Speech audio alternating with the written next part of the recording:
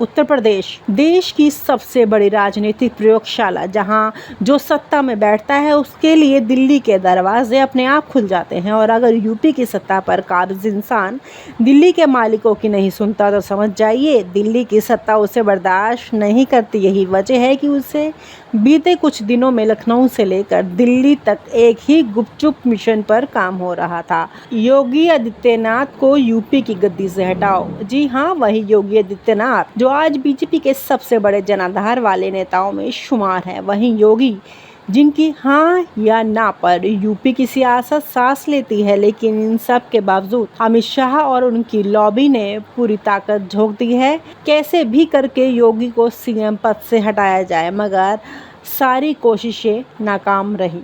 साजिश कोई रातों रात नहीं बनी, इसकी पटकथा पिछले कई महीनों से लिखी जा रही थी।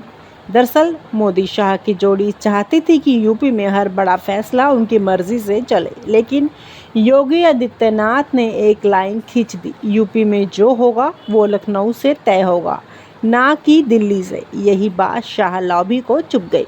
लोकसभा चुनाव से पहले ही योगी आदित्यनाथ ने अमित शाह के कई ट्रांसफर पोस्टिंग वाले आदेशों को रोक दिया। बीजेपी में अंदर ही अंदर ये चर्चा होने लगी कि योगी अब काबू में नहीं। इसी बीच अमित शाह ने हेमंत अत्री जैसे अफसरों को यूपी में मजबूत किया ताकि धीरे धीरे योगी के इर्द गिर्द घेरा कस सके। पर योगी भी कोई कच्चे खिलाड़ी नहीं थे।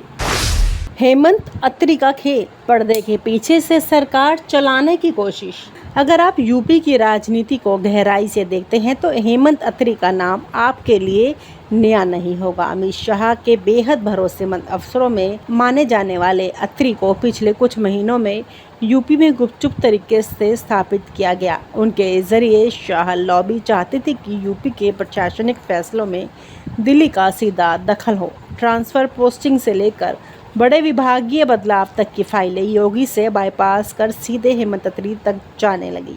लेकिन योगी आदित्यनाथ ने हाल ही में जब एक झटके में 200 से ज़्यादा ट्रांसफ़र कैंसिल कर दिए तो साफ हो गया कि योगी ने भी अपनी रणनीति तैयार कर ली है।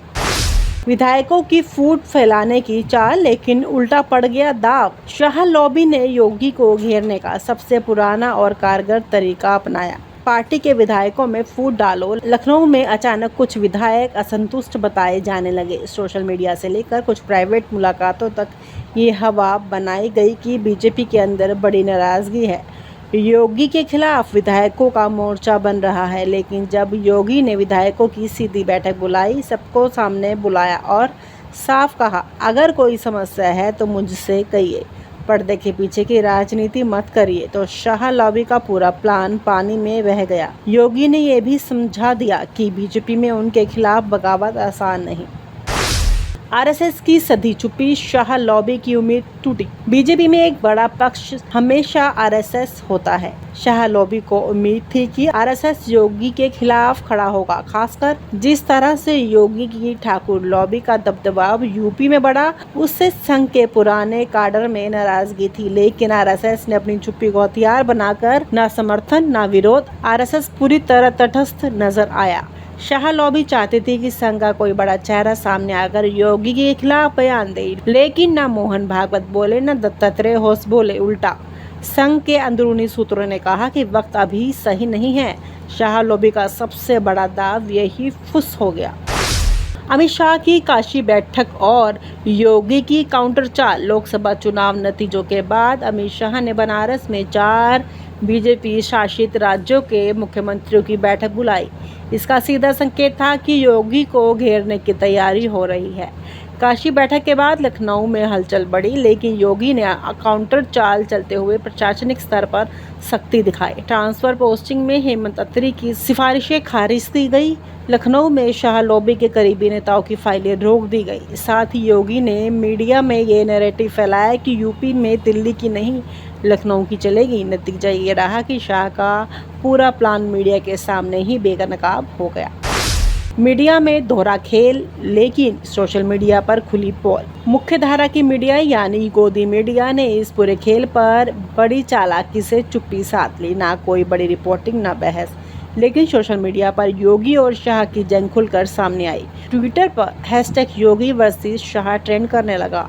यूपी के अंदर से लेकर दिल्ली तक लोगों ने खुलकर सवाल पूछे कि आखिर अमित शाह योगी को हटाना क्यों चाहते हैं। कुछ वायरल पोस्ट में यहाँ तक लिखा गया कि अगर योगी हटाए गए तो बीजेपी पूरी तरह खत्म हो जाएगी। शाह लॉबी की सबसे बड़ी मुश्किल यही है कि मीडिया का डर दिखाने के बावजूद सोशल मीडिया ने पूरा खेल उजागर कर दिया।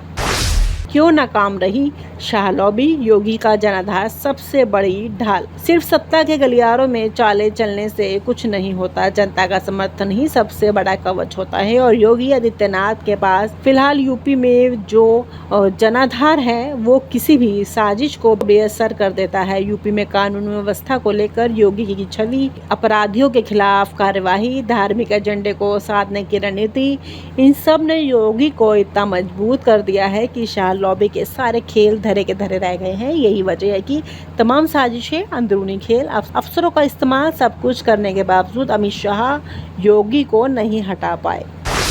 बीजेपी के अंदर बढ़ती दरार, लेकिन कोई सामने बोलने की हिम्मत नहीं। बीजेपी के भीतर भले ही असंतोष हो, लेकिन कोई खुलकर बोलने की हिम्मत नहीं कर रहा।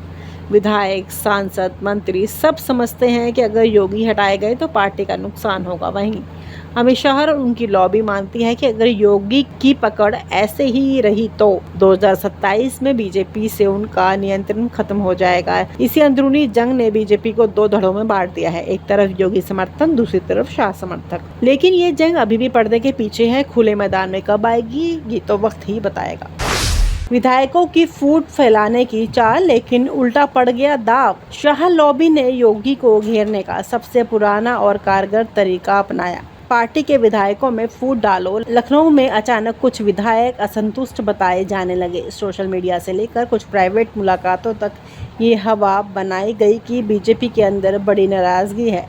योगी के खिलाफ विधायकों का मोर्चा बन रहा है। लेकिन जब योगी ने विधायकों की सीधी बैठक बुलाई, सबको सामने बुलाया और साफ कहा, अगर कोई समस्या है तो मुझसे कहिए, पर्दे के पीछे की राजनीति मत करिए, तो शाह लॉबी का पूरा प्लान पानी में बह गया। योगी ने यह भी समझा दिया कि बीजेपी में उनके खिलाफ बगावत आसान नहीं।